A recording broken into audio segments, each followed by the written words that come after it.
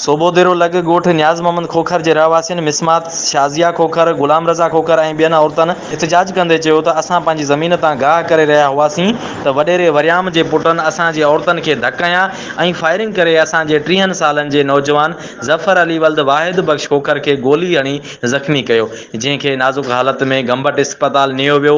मुतासिर गुलाम रज़ा खोखर ॿुधायो त 1974 में असांजे वॾनि मुंहिंजी भेण जो संग वॾेरे वरियाम जे भाइटे अली नवाज़ खोखर खे ॾिनो हुयो। उन्ही एवज़ में 1.5 एकड़ ज़मीन ॾिनी हुई। का असां काईंदा आहियूं ऐं फ़सुल पोखींदा आहियूं। उन ज़मीन जो खातो हासिलु करण लाइ असां सीनियर सिविल जज गंबट जी अदालत में केस दाख़िल कयो आहे, जेको पिणु हलंदड़ आहे ऐं अदालत जी हुकुम ते राजूणो फ़ैसिलो कयो वियो, जेको पिणु असांजे हक़ में आयो। अॼु बासर वॾेरे जे पुटनि ज़मीन ते कब्ज़ो करण लाइ हमिलो कयो ऐं फायरिंग कई।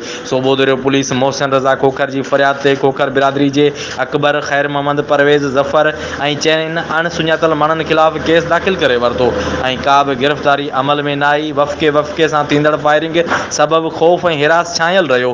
मुतासिरनि इंसाफ़ जी घुर कई।